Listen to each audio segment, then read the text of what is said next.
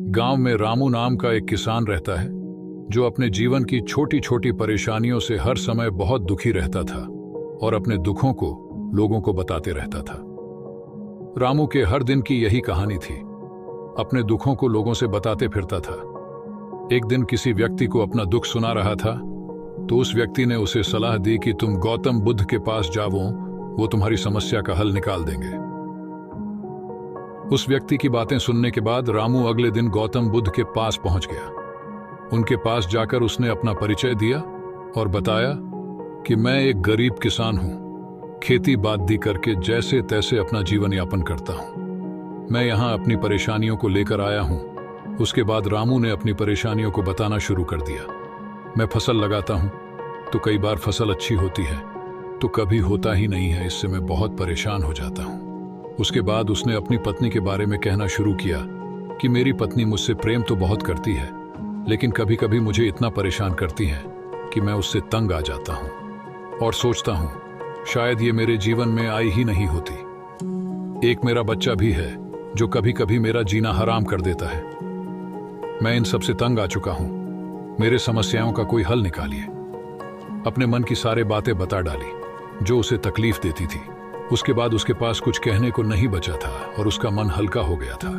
रामू की सभी बातों को चुपचाप गौतम बुद्ध सुनते रहे और एक शब्द भी नहीं बोले। अपने समस्याओं के हल के इंतजार में रामू उम्मीदें लगाए बैठा था। बहुत देर इंतजार करने के बाद जब गौतम बुद्ध ने कुछ उत्तर नहीं दिया तो रामू बेसब्र होकर उन पर चिल्लाया और कहा, क्या आपके पास भी मेरे समस्याओं का कोई हल नहीं है? तब गौतम बुद्ध ने बोला, मैं तुम्हारी कोई मदद नहीं कर सकता हूं। किसान को गौतम बुद्ध से ये बिल्कुल भी उम्मीद नहीं थी कि उनके पास मेरे दुखों का हल नहीं होगा। वह हैरान होते हुए पूछा कि क्या आप मेरी दुखों का हल नहीं करेंगे? आप तो सभी के दुखों का समाधान करते हैं। महात्मा बुद्ध ने, तब कहां तुम्हारे जीवन में कोई दुख ही नहीं है। जो तुम्हें दुख लग रहा है उतना तो सभी के जीवन में होता है और सभी को अपनी समस्याएं बड़ी लगती हैं। तुम्हारे जीवन में कोई ऐसा दुख नहीं है जो दूसरे के जीवन में ना हो। सभी के जीवन में सुख दुख आते रहता है क्योंकि जीवन सुख दुख का संगम है।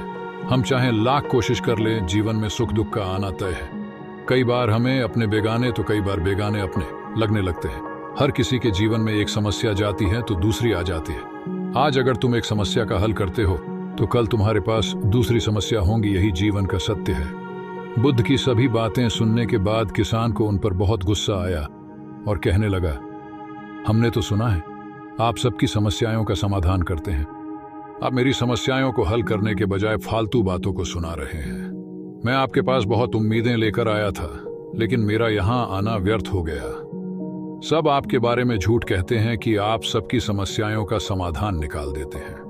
इन सभी बातों को कहकर दुखी किसान वहां से जाने लगा। कुछ दूर ही गया था तब तक पीछे से आवाज आई, रुको। गौतम बुद्ध ने आवाज लगाई, रुको, मैं तुम्हारी इन सभी समस्याओं के अलावा अन्य समस्या का हल कर सकता हूं। बुद्ध की बातें सुनकर रामू हैरान हुआ और कहा, मेरे पास इसके बावजूद कोई अन्य समस्या नहीं है और हैं तो मुझे पता नहीं है। गौतम बुद्ध कहते हैं, तुम्हारी जीवन में यह समस्या है कि तुम चाहते हो कि कोई समस्या ही तुम्हारे जीवन में ना हो, किसी तरह की समस्या ना हो। यही सोचना सबसे बड़ा समस्या का कारण है।